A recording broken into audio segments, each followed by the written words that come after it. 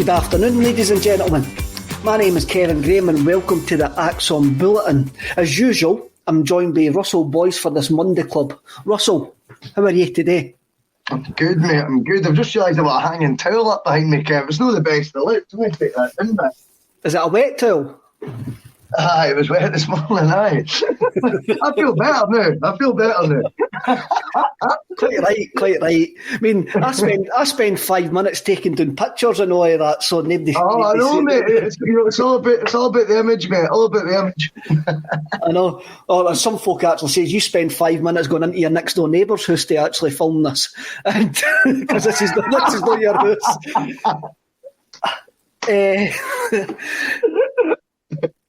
Right, I mentioned last week that about Eddie Howe, and I says that I'd bet £2 that he wouldn't be the manager by the end of the week, and I've been proved right that he wasn't going to be the manager by the end of the week because I just think there's too many things outstanding. At this moment, as of this moment, as we went live on air, he's still not the Celtic manager or looks likely to be the Celtic manager because nothing's changed. We haven't heard nothing since we've been here 7 days ago. The Tuesday announcement, which we were speaking about last week as well, was basically to say that Dom Boy McKay will start his job next Monday. So he'll go next Monday, the 19th. So he'll go into the job next Monday and they'll get his handover for Peter Lawley. And you ken what the handover will be, but at this point next Monday, Peter Law will be taking him round the office, like showing him the fire exits, showing him the toilets, where the hidden biscuit stash is, that wee cupboard with a 5-way agreement in it, that Peter doesn't ken exists. The old firm pack that where Peter's got, look, the old firm brand man needs to get kept alive and under all circumstances. The scouting reports on Bio and Barkas, and they'll be in his wee locked drawer and that. Then he'll do what everybody gets on their first day at work. Peter will be gone round introducing them to all the office staff and gone, good guy, no so good guy. So after all of that is done, what's the first thing that Dom McKay should actually do? Apart from go and get a cup of tea and get into that biscuit stash. Aye, I think he's got to address this management issue and find out how far down the road we are with it, and if there is a hold up, what the hold up is. I think there's two sides to this, and I was quite intrigued by what Tony was saying on Friday, if I'm completely honest. Two people haven't said nothing in this. Celtic or Eddie Howe. That's good. That's a good sign. It's not like a case of, I think if Eddie Howe was 100% not coming, I think the club would have cleared that up by now. I think they would have just came out and said, look, we've moved on to other targets, or, contrary to reports, we are not close to appointing the name that's been mentioned in the papers. We're actually focused on several other targets and are, very far into the search process. So I think Dom McKay probably already knows what's going on. I know he starts on Monday, but do you think he's unofficially done a bit of work so far? I think probably so. I think he'll be getting regularly updated on what, if there's been a hold-up. We're talking about it as a hold-up. Really, it was an unnamed source that overnight became on one of the blogs Eddie Howe's agent. Now, if I look back, it just said a representative of Eddie Howe, and it was an unnamed representative. And the story seems to have got a lot of credibility for some reason. Like, when you kind of strip it back, Kev, who is it? And how did it become his agent overnight when, you keep looking. I've looked into the tweet and all that. There's nothing there, mate, that suggests that was his agent that said that. There's no name to it at all. And I worry I think there's two sides to this, right? And I think there's a reason why Dom McKay might be coming in earlier. I think, such has been this season, it has taken very little for Celtic fans to panic over something. And that story, without, as I say, a source named on it, just a representative of Eddie Howe, has caused a bit of mass panic. Let's be honest, it has. It has, yes, it has. And I think that's because on the back of what season we've had, and we've been scrutinising everything Celtic do with regards to the hold-up transfer. It coincided with the Ivan Toney story that came out as well, Kev, that he'd been in the building and we didn't get it over the line. Therefore, people are just putting 2 plus 2 together and expecting the worst. What is one good thing about how Dom McKay was appointed? Celtic said nothing until it was confirmed. Nothing until the job was... he came out of nowhere. So I'm hoping that they're just doing a professional job here. The negotiations remain private. We don't need to say anything right now until it's official. There might not be any hold-up in the slightest, and it might just be, for want of a better expression, a shitstorm starting over nothing. Do you know what I mean? I think maybe we need to... I don't know, I panicked, right? I'll be completely honest, I panicked, right?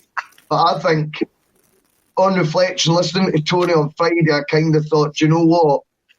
That's a different angle of looking at it. I've not really taken into consideration. And I did then go back over Twitter, as I say. There's no name to this, mate. There's no name. And because of the negative season we've had, are we just joining the dots the wrong way round? Do you know what I mean? I'm panicking a wee bit too easy. Us as a Celtic support, and this is every football fan really panics.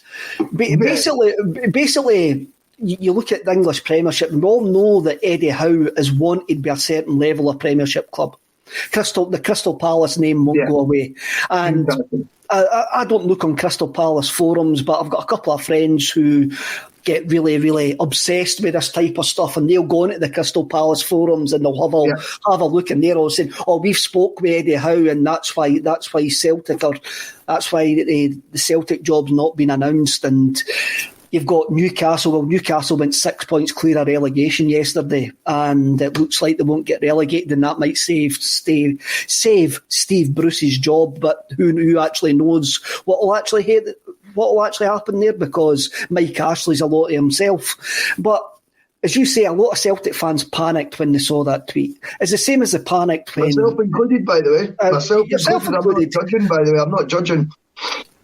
I never, because we can't control what's going on in the background. We can't worry whether Eddie Howe... If Eddie Howe wants to take the Celtic job, he will take the Celtic job, if it's getting offered to Eddie Howe. And you make a great point there when you actually say, if he wasn't interested in taking the Celtic job, I reckon he would have came out and says by now, I mean, by the way, I'm not interested. I'm going to wait for the summer and see what happens in England.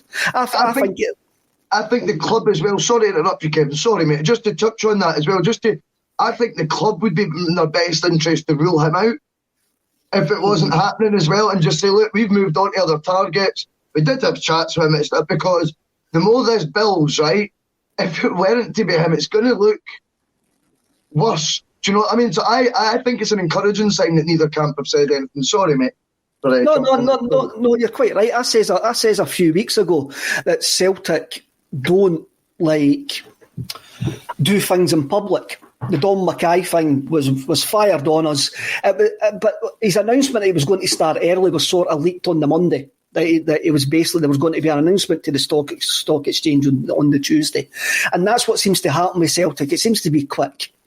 So on next Monday, when Dom McKay's done whatever he needs to do, been shown round the place, sat down, has a cup of tea, watches a Monday Club, do you think his first phone call will be Eddie Howe to actually say, right, we need to get this over the line, what do I need to do? It's so hard to say. Because there's a part of me that thinks it could still be done already, and it's just a case that they're not announcing it yet. I don't know. Maybe they're waiting to that day for Dom McKay to be in the building before they perhaps parade him. But again, this is complete speculation on my part. I mean, if it's not sorted, then yes, I think that would be your priority job, would be to go in and find out the reasons why. and just grab the bull by the horns, like you say, and phone him. What's the hold up? What is it that's happening? Is there anything I can do to get this over the line? Is it Richard Hughes? Is it you're not sure about coming to Scotland? Is it that you don't want to start this season, you want to start in the summer because you're enjoying your year out? What is the reasons, and can we work around them? I think it'd be a realistic thing to do. Although having said that, just to play complete devil's advocate, it might already be sorted. Who knows? Charles Sweeney comes in with a comment. I think if Howe wanted the job, he would have signed by now. Steve Clarke or John Kennedy for me. Now, Kennedy has been impressive the way that he's dealt with the media. Steve Clarke, for me, Steve Clarke has got a job to do with Scotland, and he's not going to take the Celtic job with the job that he's, especially with the Euros this summer. I think that rules out Clarke completely from the job. But what Charles Sweeney says there, what happens if it is a done deal, but Howe's going, we can't announce it just now because I've got a contractual obligation to Bournemouth that I can't take another job to, say, the start of June, end of May. I've got a... who knows, mate? Who knows? What happens if there is still... I'm going to play a wee bit of a devil here, right? What happens if he wants the job, but there's certain staff members being forced on him, and he doesn't want it, and that's what's holding it up. And he's going, I do not want that. I want to take my own man. And what happens if those staff members are being forced on him because the outgoing CEO has promised certain people within the organisation a job, and he's trying to push that over the line? Now, this is just my brain making noises here. I've got no inside information at all. So what happens if your outgoing CEO is trying to be Cilla Black again? Yeah. And Eddie Howe is going, no. Aye, I think at first, Kev, you've got to say this is something that has been widely reported as well at one point, that they wanted to keep Strachan and Kennedy. So, it's not a figment of your imagination you're coming out with here. This has been, apparently, Howe was willing to accept them at one point. And apparently one of the other stories we've read in the media is, and that's what we're here to do, we've got to comment on stuff that gets put in the media and that, So I think the Richard Hughes, Fergal Harkoman's very, very interesting because I see both sides on this one a big time. Now, for me, it's how that one-off an opportunity to get that you just have to park it with the Harkin thing and go with what Eddie Howe wants and who he's going to work best with because he's that good. I think we're just a wee bit too quick to be worrying about what we do when Eddie Howe leaves. I said this last week, Eddie Howe's track record is actually he stays for the long haul. Brendan Rodgers was the polar opposite. He had spells for a year, 2 years, under a year at one club. Him leaving after 2.5, 3 years with us was no surprise, okay, when you look back at his career trajectory and how it's actually panned out. Eddie Howe's shortest spell was Burnley, which we keep hearing was this tiny short spell. It was actually between 18 and 20 months. Mm-hmm. That is someone who was going through a lot of off-field stuff at that time that we don't know you could go into, but that gave it, still stuck it out, I would say. That's really 2 years. He still, he was there a long time, in spite of everything else that was going on. So if he's saying he wants his director of football, right, this is my man, this is who I work best with, is he subliminally telling us, I'm here for 5, 6, 7 years? If so, we should be on that bus. That is what you want to hear. Whereas there seems to be a thought process that, what do we do if we hire Howe's man and the two of them leave in 2 years? Well, why? Again, this is Stepping Stone FC coming back, and we all keep thinking that when we get a name, they've got one eye on the exit door right away. This is Celtic. This is Hugh's job. This is far bigger job than Bournemouth, and he stuck there for 7 years, knowing that the best thing he could do was the odd top half finish there. Still stuck it out 5 seasons in the Premier League. So I think it could be a positive sign that he wants his own man, because it means he's in it for the long haul. Flip it and go, is it really right that the manager's picking who really is going to be the guy overviewing how he does his job? Do you know what I mean? Is that got to be the guy who's overviewing the job that is in there first. And I get that train of thought, that school of thought. So that's where we're at right now. I think there's positives to both, there's negatives to both aspects. For me, I think he's the one that he's the appointment that unites the fans, and the club need more than ever to unite the fans. I would make an exception and just get Howe's man in, if that's what it was. He does unite the fans. You are right there. I mentioned my red lines last week, and and I still have got them. But as I've says, Howe is the best candidate in a very unimpressive field for me, or unimpressive field of candidates we can actually get. Yes. And we seem to be speaking to. Kevin Hamsey comes in with a comment here. I don't recall all these types of issues when Hodges arrived, though. I'm not confident on how, to be honest. Well, just quickly, though, we're going for Brendan Rodgers didn't have these issues because he was given the keys basically for the first season or two. You know, I mean, he wasn't working under the director of football until about 18 months in. Lowell stepped back up to that. I think he was given false promises probably that we'd have free rein the whole time.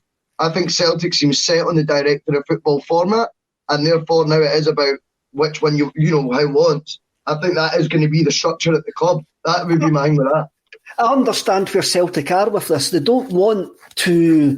They look at European clubs where the director of football is probably more important than the manager. And if the coach leaves, moves on to bigger things, the structure and director of football is there. The analytics side is there. The sports science side is there. Yep. And the manager doesn't take that with him. I understand the club's point on that. Completely. If that is a sticking point. Yes. But I also understand where Howe's coming from, going, no, I want my own man.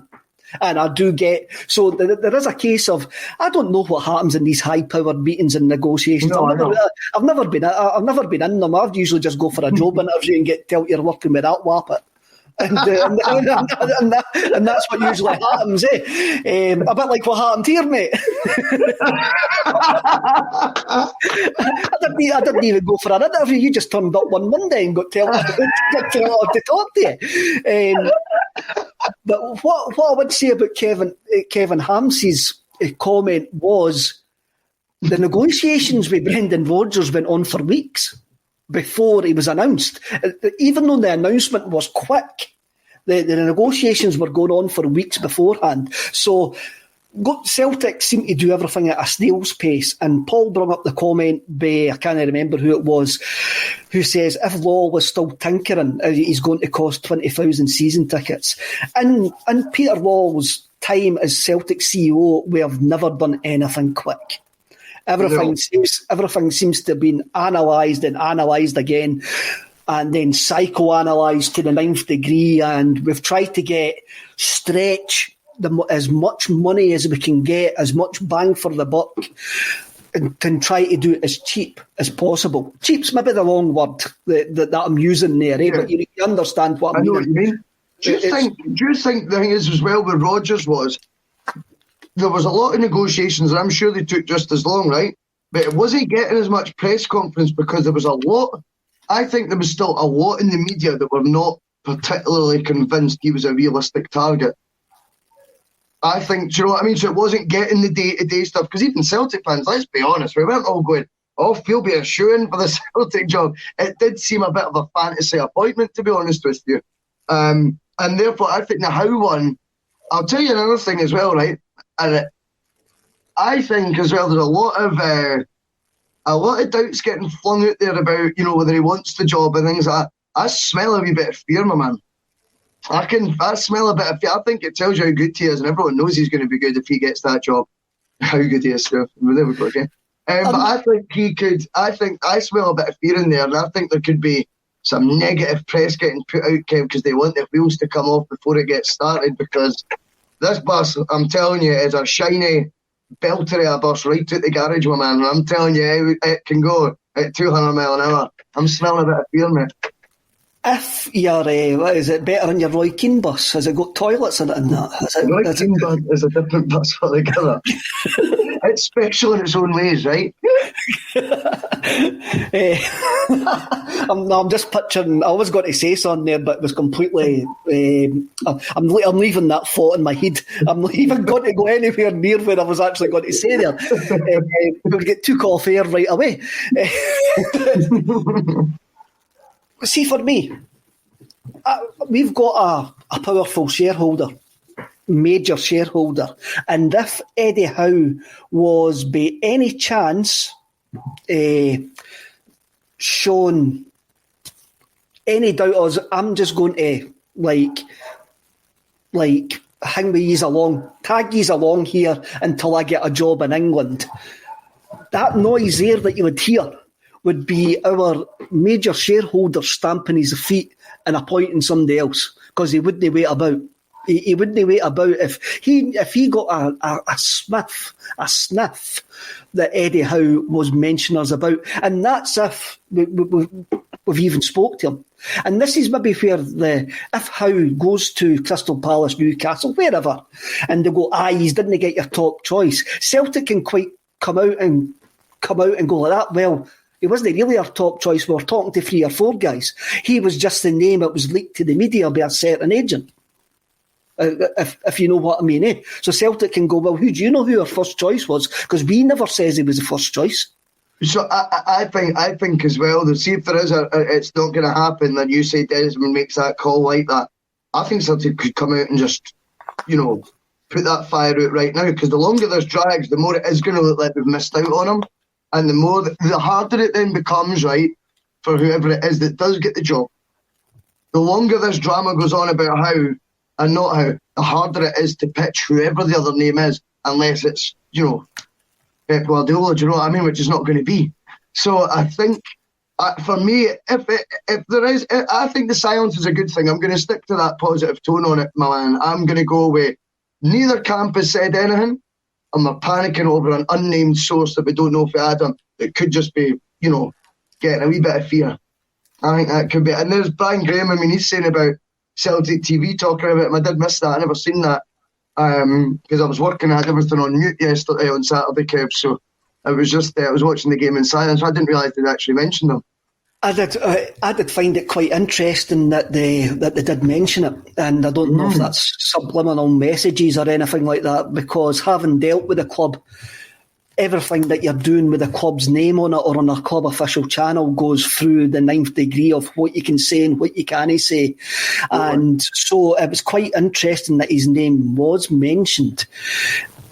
As I says, I'm actually of the belief if we are talking to Eddie Howe and we were getting the inclination that he's just stringing us along, using our name to try and bag a bigger fish, get on a better bus, or get a job back in England, or whatever it was, then our major shareholder would be stamping his feet at this precise moment in time and would appoint somebody else. And for me, I hope everything will become clearer next Monday or Tuesday. I really do. Once the Dom boys in his office switched on his laptop, I think everything will become clearer next week, because I reckon the season ticket renewals will drop end of April, start of May. I reckon the letters will be going out through the door, and they'll want the new manager's signature on those letters. You can't send out those letters with John Kennedy's signature on them, and that's no offence to John Kennedy. No, I hear you on that totally. It was interesting. One of the comments that popped up on the screen said, "You can't possibly appoint a manager before the CEO." The CEO. Now, I think there is a bit of truth in that, because the powerful image you want when he's got the scarf above his head is the new Celtic. The new Celtic involves the director of football, whoever that is, on his left. And for me, you get the CEO on the right, because this is the new era that we're going into. And I can kind of understand that. Other option? Appoint him before the Old Firm? Or the Glasgow Derby before everyone panics. Appoint him on Friday? I don't know. I don't, look, it's just clear. momentum, big style. It's clear Kennedy's here to the end of the season. There's not going to be any change whatsoever before the end of the season.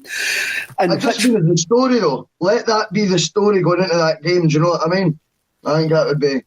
I think it'd be a shrewd move. Is it a good time to bury bad news? I mean, when we appointed Brendan Rodgers, the announcement was the day before Hibs and Rangers played in a cup final, and they announced it late at night. So, That's right. So the papers were absolutely full of it the following day. Similar?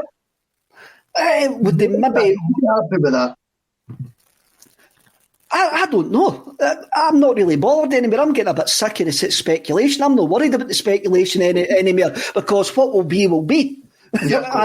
and what we can't control what's happening behind the closed doors. No. I mean, it would be great if it happens next Monday when we're on air and we can actually start talking about fact and no like I know. rumour and that, because we did get a bit of abuse last week for based and based on rumour, but there's nothing else to actually base it on, Well, I think when there's stories that you're reading online and in the paper, we're not physical papers, need to buy them anymore, but when you're reading like newspaper articles online and you're reading tweets and it's kind of how media works, so we've got to go with those stories and discuss them. I know. As you like to do, you like to go into the parallel universe of the what ifs, the hows, and how will this work and how would that work and what if we then add that in detail to me, that makes good view, and I don't really see it. We weren't at any point acting, I would much rather do that and go down avenues of potentials, pros and cons, than claiming we were in the know and claiming that we knew this, we know that, we know this. I mean, that's not the way to do it. So no, I mean, right now, as you say, the speculation has went on for a long, long time. It is getting a bit tiresome. I agree with that.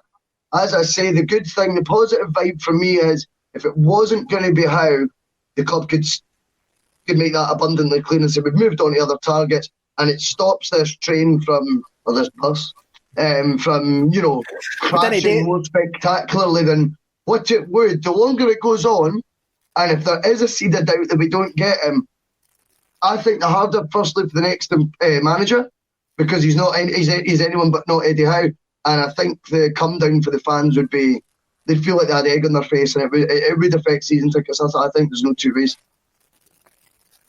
The comment before the Barca boys ones come up, would Celtic fans accept John Kennedy if he gets a good result at the weekend? I don't think we would, and that's again we need a clean break, and do I feel sorry for Kennedy? It's football. I think he understands the way football works. It needs a clean break, and even if he does gets a good result on Saturday and we move on. Even if there's two good sides to on you go, Russell. Two good sides to this, Kip. Two good sides to this, my man, right? Kennedy is given 5-6 years of a coaching team that has been extremely successful, right? And he could be saying one bad season when it was clearly, it wasn't, when I've been working with better managers or whatever, he could have a good point there. But right now, Celtic is still on the back of a disaster of a season. Giving him 10 games, I think it could be, or whatever, in charge of a huge football club. That on his CV is only going to enhance his career options. I don't particularly feel sorry for him in that sense. I think you're right. I think he's came over first and foremost really, really well. I think he is growing all the time in the job. I don't think he's the name that gets the season tickets sold, and I don't think that would be why. I think that, maybe it is just bad timing. But for John Kennedy, I think this is now the start of his managerial career. And I think I understand the comment about if we get a positive result against Rangers, would you then be warming to him? I don't think we would, but I tell you what, I think another SPFL side might. It might, instead of going to go to the Championship to start, it might encourage him to get a top flight job if he gets a good result. So there's positives in both sides. Celtic's been very good for John Kennedy, and right now John Kennedy between now and the end of the season is good for Celtic. And I wish him all the best if he does go. I really do, because he's conducted himself with humility, I think, and a bit of class, and he's calmed everyone down, hasn't he, to a point? Definitely, and we'll get on to Saturday's game in a couple of minutes. Scott Howe and KS Caretakers have actually said if Kennedy beats them and wins the Scottish Cup, he'll get the job. I think that's what Scott Howe says. And KS Caretaker says if he beats Rangers twice, surely he gets the job. For me, we ended up with Neil Lennon because we won a treble. Well said. And that proved to be the longer term, more damaging decision. And I don't think and I don't think the board will make that mistake again. And I'm sorry for Kennedy, but he's not big enough or box office enough to sell season tickets, and we need a clean break. He's always going to be linked with this failed season, rightly or wrongly. How much input he's had into it, we don't know. And it is a failed season. It's a failed season in the league terms. We don't know about the cup yet. We'll know more on Monday if it's going to continue or not, or yes, we might know more on Monday. But we'll come to that soon. Well, yeah. I think as well. I mean, John Kennedy, I think he strikes me as someone who is not a panic merchant. I don't think any of this will phase him, but I don't feel sorry for him. I think he's been given an amazing opportunity. Even, let's be honest, when Neil Lennon took the job, most managers, when they come in, have the right to bring in their own coaching team. He was safe, right? Because Celtic gave him that safety, that position of, assistant manager. To me, that is, okay, you've earned it, fair enough, in one aspect, but it's a pretty lucky situation that the manager's not come in making demands of who his assistant manager is. Secondly, when that manager's then removed, often what follows, the backroom team, he actually gets a promotion out till the end of the season, mate. So, I don't feel sorry for him.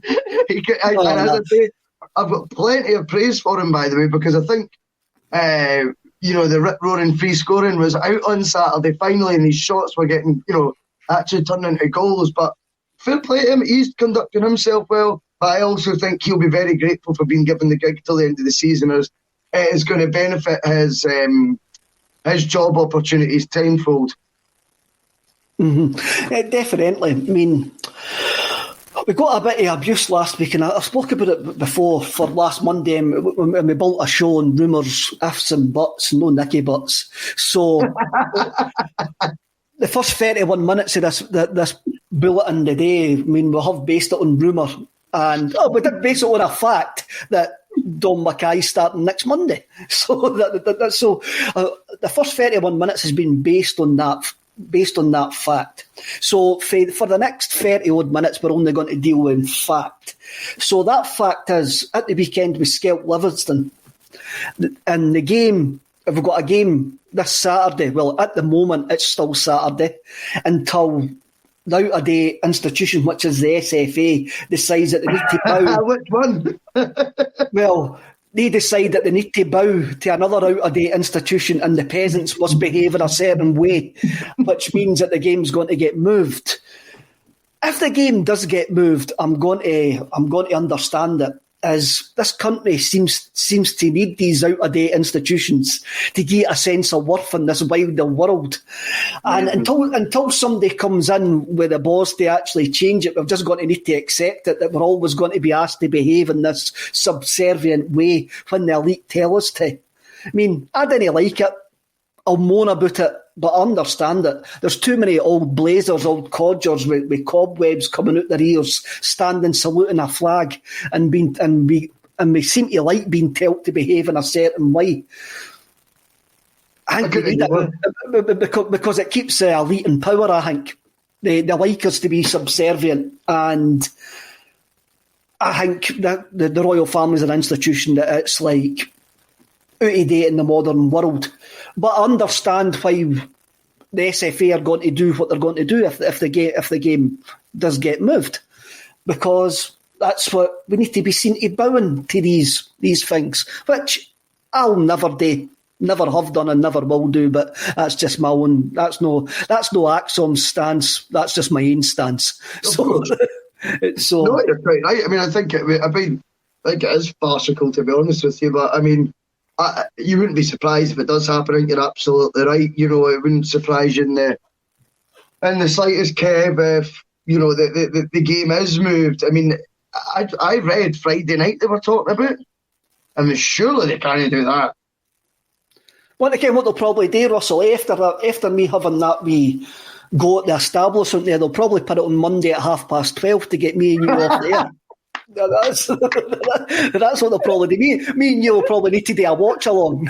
Enough for that. Look, I understand that somebody's died and there is a personal aspect and the family are going to be grieving, and I understand that. But I'm more getting at the establishment here. I'm more having the establishment are expecting us to behave in a certain way. And that's what I'm getting at. I've got nothing against the personnel of the royal family whatsoever. I've got something against the institution. But the fact is somebody's passed away, but I don't like getting told to behave in a certain way. And see, for me, there's just two options, Kev, right? What's bigger to you? Someone died in the royal family of the Scottish Cup. I pick the Scottish Cup every single time. Simple. Do you know what I mean? So for me, it takes priority. It's like that. And we all make our own minds up on that. And if other folk think that other stuff, fair play to them. That's all. That's up to them. If they think it should get moved, that's fine. But for me, nothing matters more than Celtic winning the Scottish Cup this season. So I would play the game. I mean, look, the team that we're playing on Saturday, Sunday, whenever, Monday afternoon, Tuesday night, Friday night, whenever it is going to be. I mean, they've got a photo of the Queen in their dressing room. So, I mean, surely their heads are going to be elsewhere. But what I can't remember... Is that true? That is true, yes. They've got a photo of the Queen in their dressing room. So that is embarrassing, man.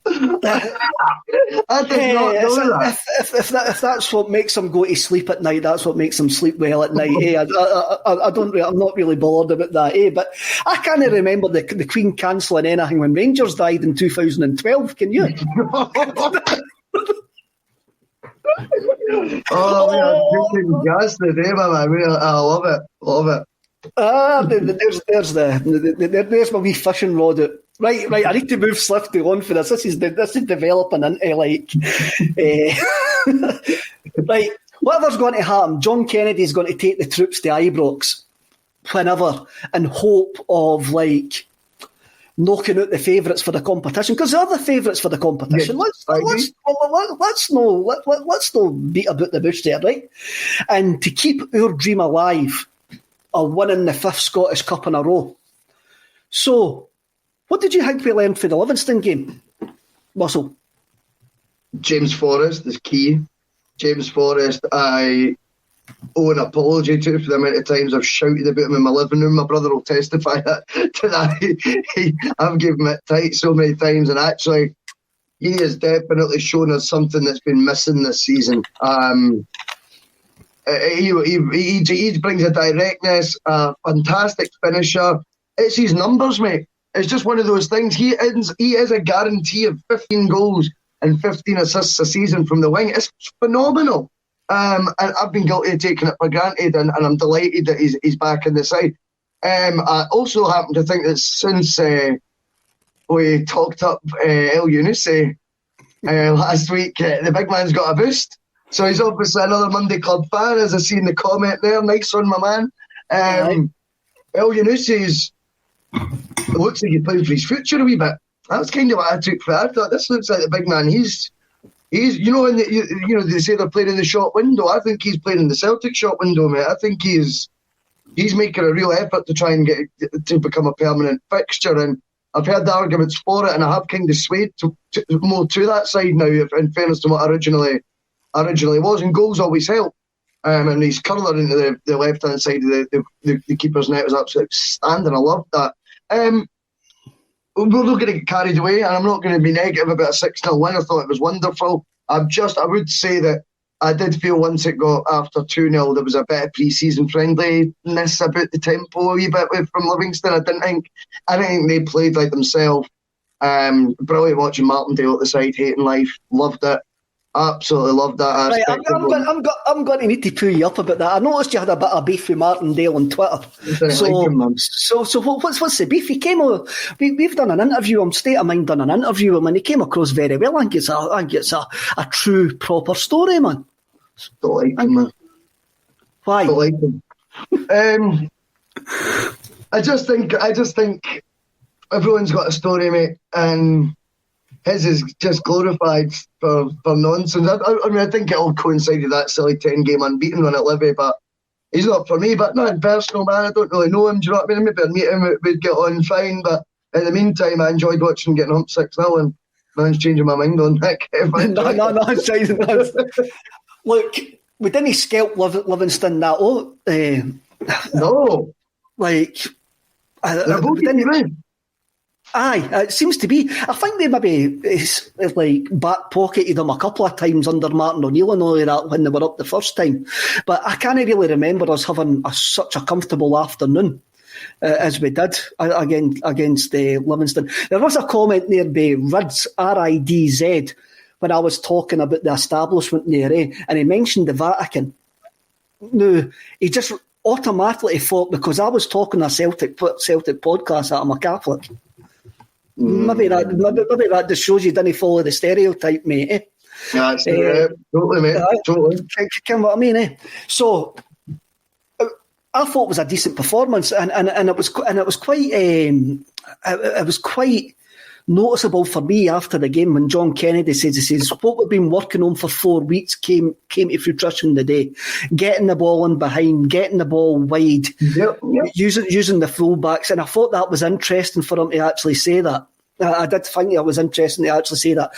Against Falkirk in the couple of games before, I think we had something like 162 shots at goal and never scored. I think you're absolutely right. You're absolutely right. I think Kennedy's very much, going to be looking at the analytics of it all and going, if you actually break it down, we're doing everything that you're supposed to do in football games, apart from the most important thing in putting the ball in the back of the net. Mm-hmm. Someone's for it soon. And as by putting it as it came to fruition, definitely. On the flip side, right, I wanted to know your thoughts on Ayeti. He's struggling, eh? Again, what I'm going to say about any of the subs that came on was, as you mentioned, it went to pre-season pace. Livingston had changed like the 5 outfield players by that point. They were just trying to give boys their legs. Celtic were trying to bring guys on. The pace of the game utterly drops. And I do find it's very difficult to judge players coming on to games like that. But look, you're 5-0 up at that point. He's maybe coming on going, I'm going to get a goal here. I'm going to try him, but he didn't really do nothing. But I'm going to give him a wee bit of a benefit of the doubt here.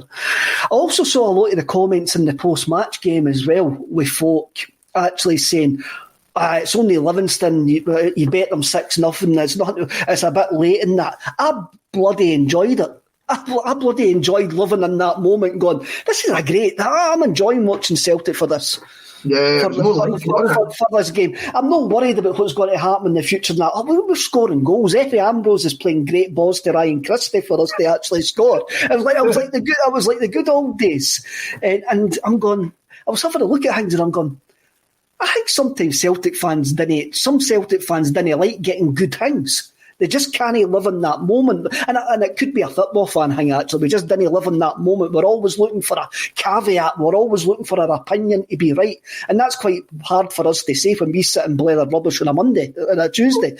That I didn't want my opinion to be right. My opinion's just an opinion. But I think there's loads of guys out there who will say stuff so they can come back a later day and go, I tell you that was going to be right. I tell you that was right. And they just didn't want to live it in the moment. Yeah, no, I agree with you. I think when you look at it, you've got to look at everything in isolation as well. And you look first at the result against, like I say, a bogey team. There's no two ways Livingston have been a problem for Celtic in recent years, even under Brendan Rodgers.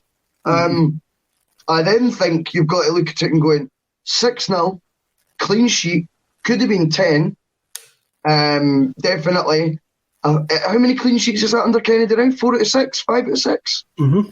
Something like that. Anyway, I always get these things slightly wrong, but I'm close. Scott Bain's looking more and more confident. Actually, I thought he looked more assured as well, with the work he did have to do, because he was still called into action on a couple of occasions. Well, I'm going to talk about Scott Bain. I like the fact that he made saves. Not the fact that we gave up the save. No, the fact that we gave up the chances. The fact that he actually saved them.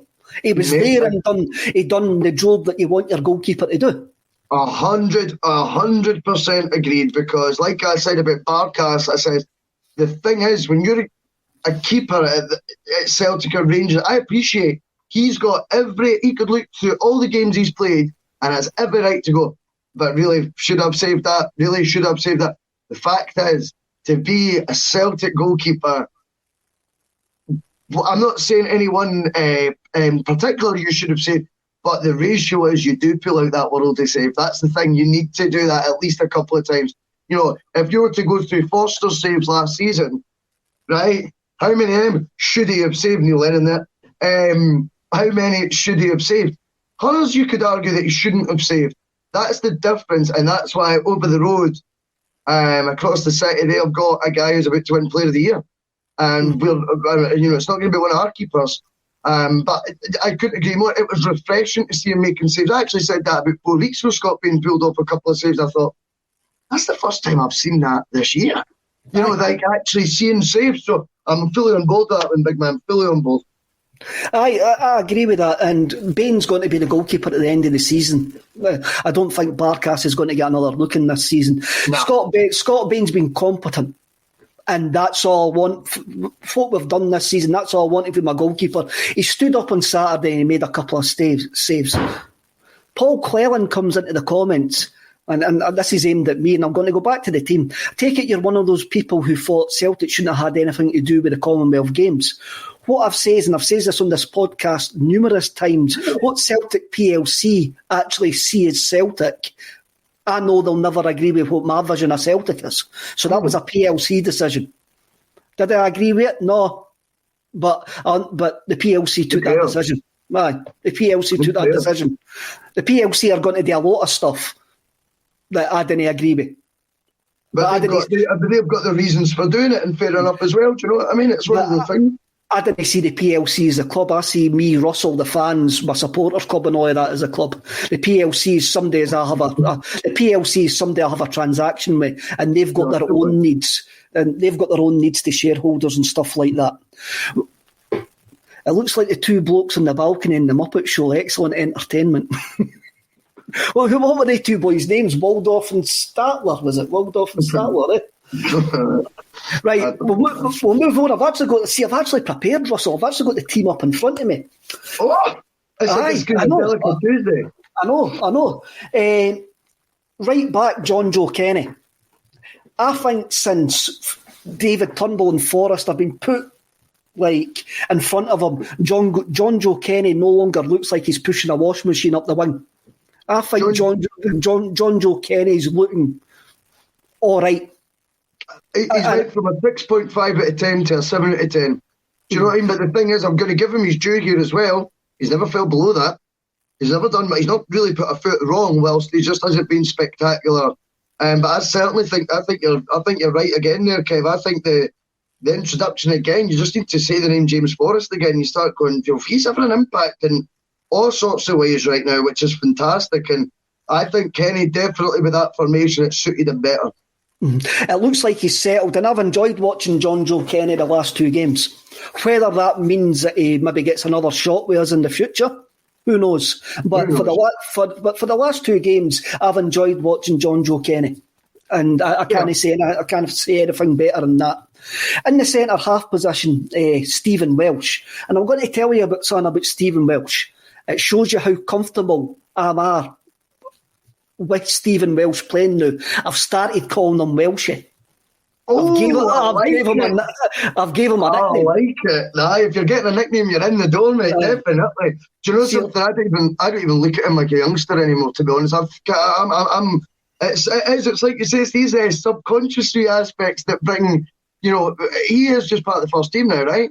Like when you're talking about it's Hiram Welsh that are going to be playing 100%, and if Ayer is going to go in the summer, I was actually having a wee chat with Tony Haggerty yesterday. We were talking about Chris Julian, and I think when he comes back, he's going to be huge for Welsh. I think we were talking about captain characters, right?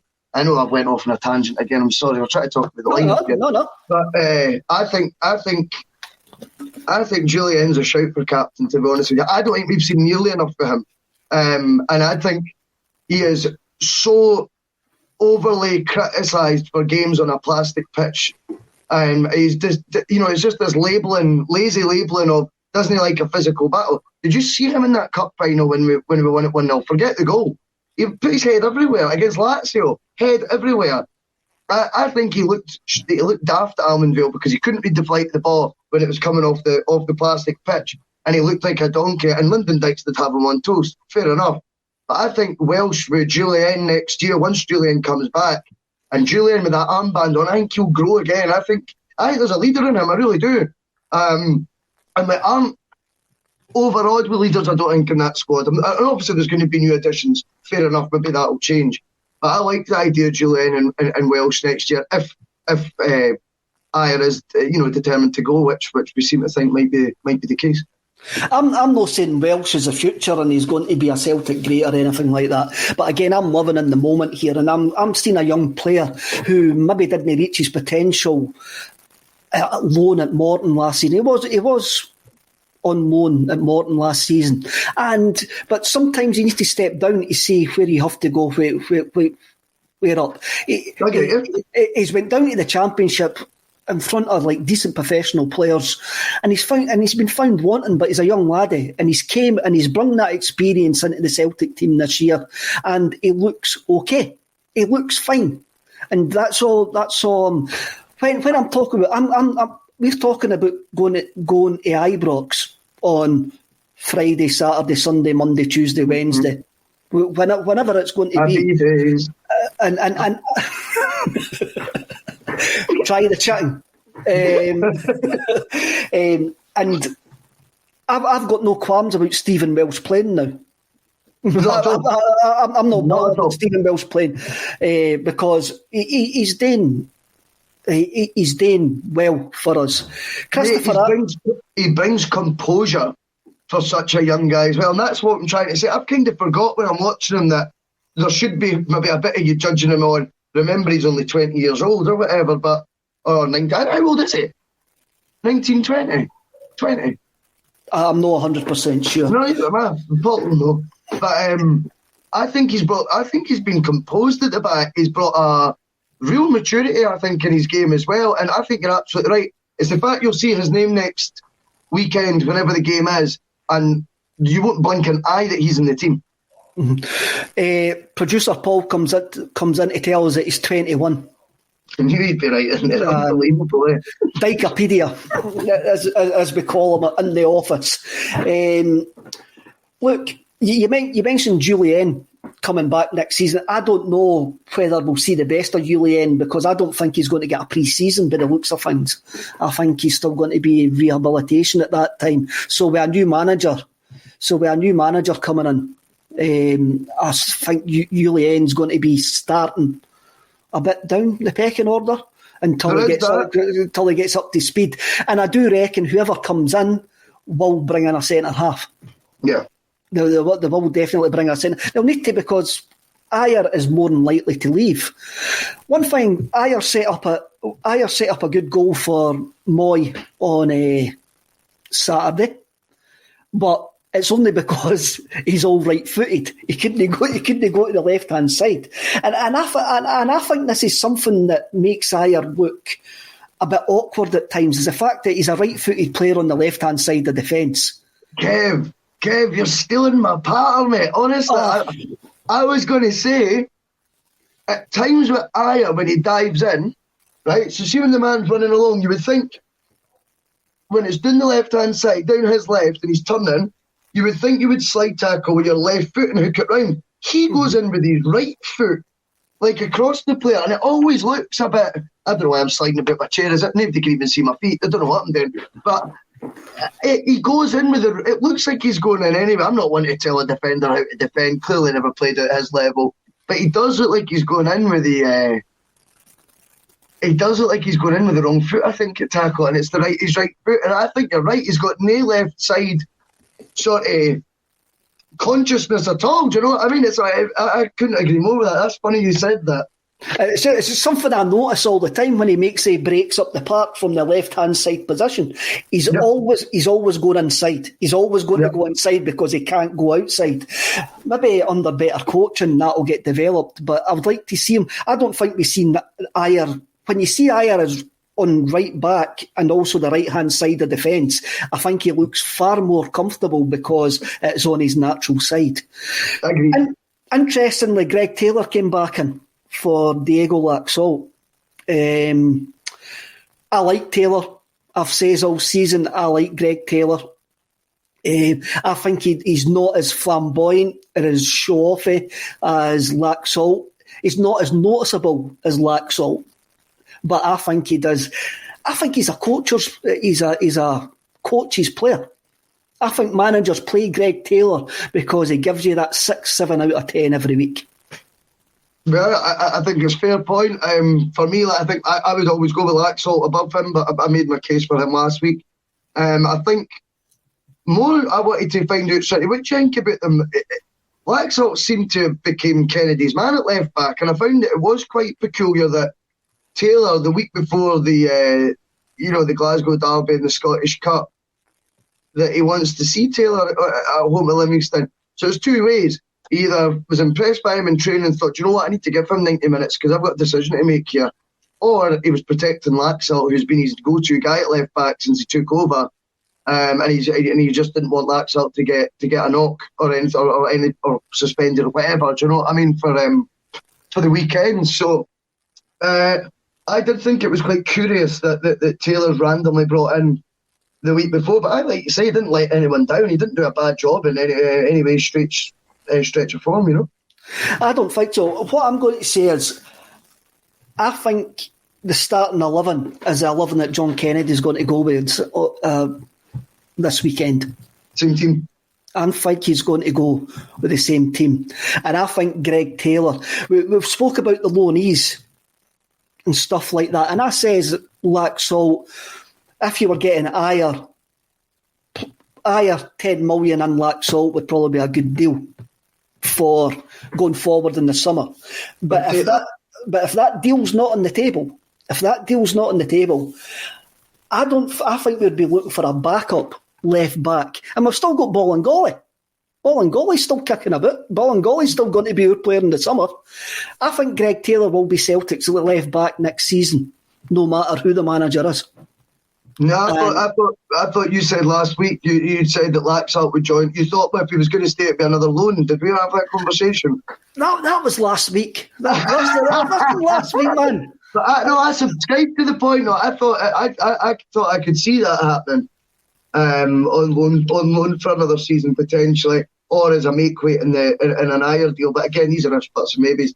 I'm not convinced Greg Taylor is doing enough to be week in, week out Celtic's left back. Yeah, I'm not. Maybe I'm wrong. I don't know, but I would be a bit underwhelmed if you're saying he would be the number one choice left back. I like him in the squad, and I think you're right. I think he maybe is a coach's sort of dream, if you like, in the sense that he's a proper pro, and he'll learn, and his game will develop, and he will always give you that 6 out of 10 or 6.5 out of 10. He'll not let you down, but could we go for a bit more than that? I think we can.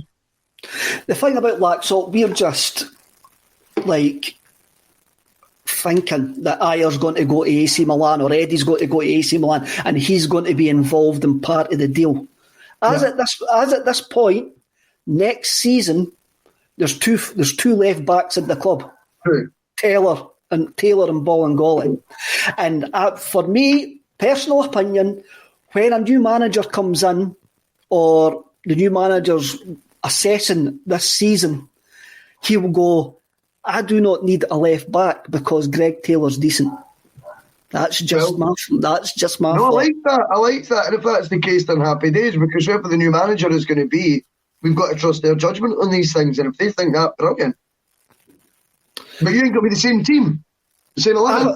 I think it'll be the same 11. I think when you look at, if you move into the midfield, Callum McGregor, Scott Brown and David Turnbull, since Scott Brown has signed for Aberdeen, it looks like there's been a weight taken off his shoulders, and it looks like he's going to enjoy his football he's looked like he's enjoyed his football the last 2 games, and it looks like he's going to enjoy his football from now to the end of the season. See his goal? Did you think Ayer had tapped it in? See, for the angle it was, because he's dived in with his head, he was kind of in front, and Ayer actually, I'm doing that with my feet again, mate, I don't know what's wrong with me, but he says, Ayer actually does like a ghost volley, and I thought it was Ayer who'd put it home, and I went, oh, look at that, and that header, see, to me, that just epitomises him. Boy, he knows the boy's going to put his foot in, he doesn't care, mate, he doesn't have desire to do it, and we were just talking, incidentally, about a pre-season sort of vibe at one point, and then you look at Scott Brown there, who's the complete opposite to that. Love it. Loved seeing it, mate. I thought it was a brilliant header. It was a good header, but it was Stephen Welsh. No Ayer. It was Stephen Welsh. Stephen Welsh. Sorry. Stephen Welsh. Sorry, I knew it was one of the two. But it was just that right foot thing, Andrew. What about his volley as well? I mean, you mentioned that the Rangers goalie earlier on. I mean, Robbie McCrory had a great game for Livingston, and I mean, he probably stopped at being double figures at the time. I said 10, mate. When we started talking about this, and it's not an exaggeration. I thought that could have been more. Again, but it is when you put it like that as well. When a keeper's having such a positive game, he actually was having a lot of good saves there. The fact we've still put 6 past them, that's good signs, mate. Good signs. If we go on, SPB says, are we settling for decent? And he's put a wee kind of squiggly face emoji. No, we're not settling for decent. Next season we're not going to settle for decent, but this season we're looking at the here and now players that are playing well. So we can, and you know, Greg Taylor is playing well. He did play well, sorry, on Saturday. And we're only basically giving him a compliment. So, that's what that's what we're trying to do. I mean, we're trying to be on a positive Celtic state of mind right now, my man, because it's a huge game at the weekend, and we need to believe that we can do it, and I think we will. So they are. I think we do. I think it'll be. The midfield sort of picks itself. David Turnbull had a decent game. Scott Brown had a decent game. Callum McGregor was Callum McGregor. If we move to the front three, because we did actually play a 4-3-3, which is interesting as well. James Forrest.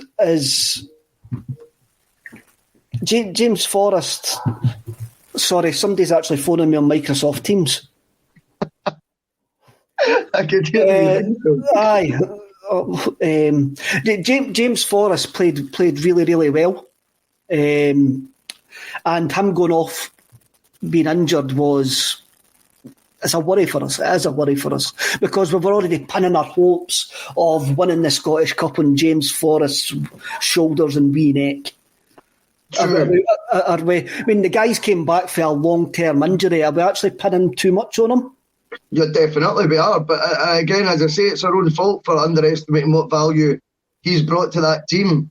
Well, not everyone. I appreciate not everyone, but I'm certainly guilty of it, and I feel rotten about it. And just to make his life worse, I've now went for over criticising him in the house and shouting at him, and I thought his head or whatever. Do you know what I mean? To now going, well, now you're in my good books again. I'm actually going to pin all my hopes on winning the Scottish Cup on you as well. So no pressure, James. You know, he must hate me, man. But no, he's been really refreshing, I think, in the team. And see, for me, I made the comparison last week with Ryan Christie, and I think James Forrest is streets ahead in terms of he plays the game more maturely than Ryan Christie. And I think if Forrest is fit, he is up there with the first names in the team sheet, definitely. Definitely. We mentioned Moy at the start, and I'm sure we could speak about Moy. Moy had one of those games that makes you wonder, I want to keep him for next season. What about Eddie? What did you think about Eddie? For me, if Eddie turns up on Friday, Saturday, Sunday, Monday, Tuesday, Wednesday, happy days, whenever it is going to be, we win the game. But Eddie looks the shadow of the player that he was last season. See the difference for me with Eddie and Dembele? You didn't ever ask if Dembele turns up, we win the game when it was coming up to one of these derbies, right? Because you knew he turned up. He was born for it. Why are we even saying if Eddie turns up? Do you know what I mean? I'm agreeing with you, by the way. Because you know that he might not. That's the two differences. See, for me, Dembele had just that. He's got that extra hang on it. He's got the star quality, mate.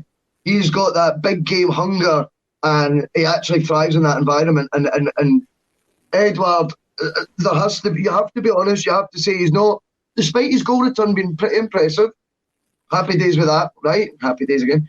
But I think I think there's been a lot of lacklustre performances for me from him. And there is a concern what Eddie's going to turn up at the weekend, because he's that good when he's good. He's a game changer for us, a complete game changer. We all know that. We all know he's got bags of ability, that could be utilised in a better league at a top team. We all feel like that he's capable of it. It is a big one at the weekend. He's going to need to get his mojo in gear. I think he needs a rocket up the you-know-what, do you know what I mean? And just, come on. But hopefully we will see the best side of Eddie, because he could certainly give them a hard time, and he has done over the years, he definitely has. So let's see what happens. I think our best hope of victory is Eddie turning up, because on his day he's the best striker in Scotland. That day has been few and far between this season. He had a couple of chances at the weekend. There was a good save by McCrory as well. But he just seems to be, his head just seems to be elsewhere. But he's one of those players that you can't play. You can't drop him because you can't not play. You've got to actually play him. I liked what he says about Dembele. Dembele was like Slash for Guns N' Roses when he's going for a solo. This is my moment. I'm turning it up to 11 and I'm giving this Laldy. This is my moment. Axel, get away. You're just a fud. Axel, move. This is my moment. And Eddie had that last season, but he doesn't seem to have it this season. And I'm not worried about him. He is one of the first names on the team sheet, and I do reckon that John Kennedy won't change his starting 11. No, you make a good argument for the starting 11 to be the same. I think we've discussed Forrest. You look at El Yunusi that you just touched on there. He's got to play when he's in this form. He also did score against them a few weeks ago as well. His confidence is high. I think he's playing to stay at Celtic right now as well, to be honest with you. I think he is fighting for his future a wee bit. And as I say, I've kind of swayed to the opinion of that actually might be a tidy wee bit of business. He'll definitely play. Eddie, as you say, you can't not play. You've named the midfield, Brown, McGregor, Turnbull. Turnbull has to play again as well. I think he's got a brilliant temperament. Already, even for these sort of games, I don't think he's fazed by it at all. I wonder how his character is going to grow as well, because I think he has been very level-headed right now. He does seem a really calm influence.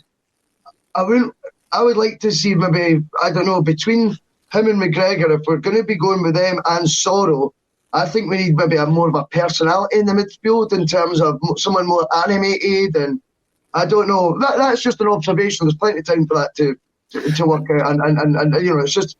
But I mean, yeah, definitely. You go with that midfield. The back four, I think, is Laxalt or Taylor.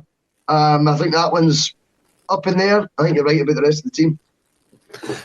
For me, if that team turns up whenever the game's going to be and leaves the Ibrox pitch with no regrets, we're in the next round of the Cup. Agreed. That's me. That's me looking through green tinted specs, and I didn't really care because I'm going to look through it. Going to look through it with green tinted specs. Well, Russell, that's an hour and 7 minutes, so we better let everybody get back to their work on this Monday afternoon. Me and you are back tomorrow night at 6:30 for Screamer Celica, where we're going to be going to 2008. We're going to be going to April 2008 and a famous Celtic Rangers game. So if you want to join us tomorrow night, please do. Thanks for everybody getting involved in the comments, and see you all later.